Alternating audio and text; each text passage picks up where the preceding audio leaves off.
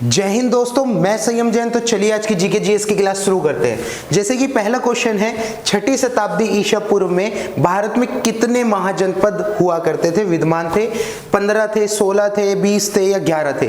दोस्तों जो महाजनपद थे 6ठी शताब्दी ईसा पूर्व में 16 महाजनपद थे। कितने महाजनपद थे दोस्तों? 16 महाजनपद जो कि भारत के अंदर हुआ करते थे। 16 महाजनपद इसका बिल्कुल सही आंसर होगा।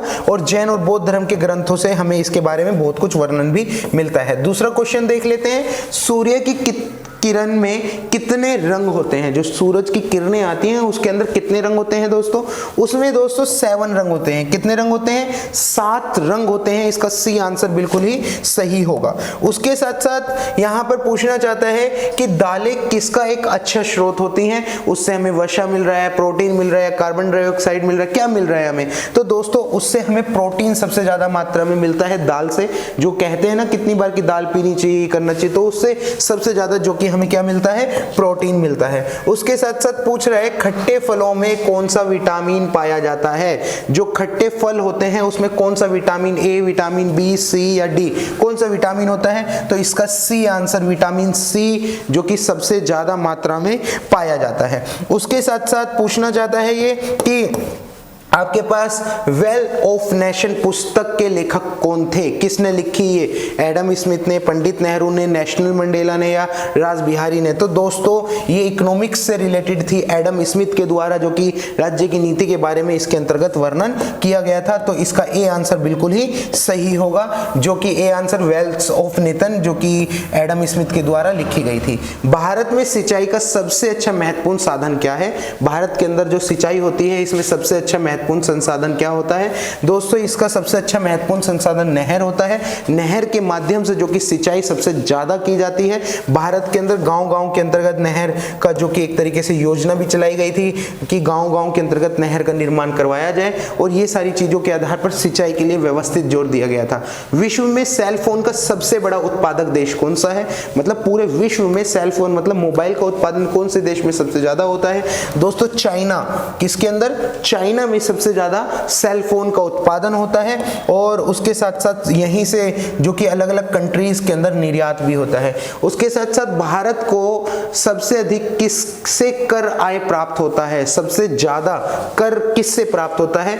दोस्तों बी इसका बिल्कुल सही आंसर होगा, निगम कर से, जो कि सबसे ज्यादा भारतीय अर्थव्यवस्था निगम कर के ऊपर ही टिकी हुई है। निगम कर से सबसे ज्यादा आय प्राप्त होती है।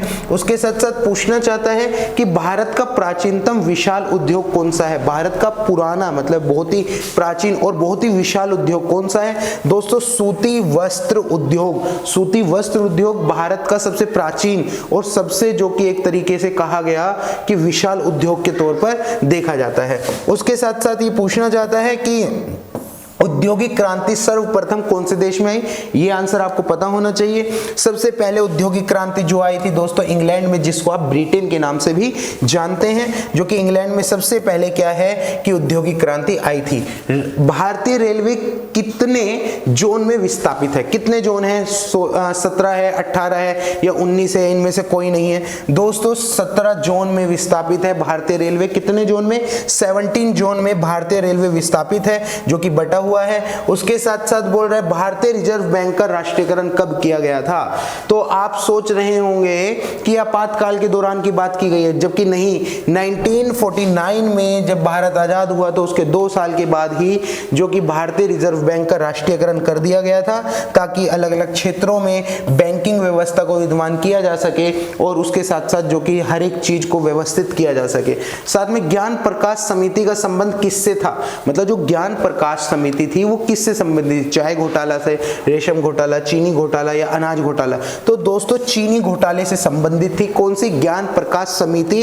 कौन सी से? जो कि चीनी घोटाले से संबंधित हुआ करती थी। उसके साथ साथ भारत में सबसे अधिक मूल्य के रत्न एवं आभूषण का निर्यात किस देश को होता है? सबसे ज्यादा कौन से देश से होता है? किसका बहुमूल्य जो कि रत्न का, आभूषण का निर्यात? दोस्तों संयुक्त राज्य अमेरिका से होता है सबसे ज्यादा। संयुक्त राज्य अमेरिका से सबसे ज्यादा आभूषण का और रत्न का निर्यात होता है। इसी के साथ ये वीडियो यहीं पर समाप्त करते हैं। फिर मिलते हैं एक नई वीडियो के साथ। जब तक के लिए जय हिंद, जय भारत।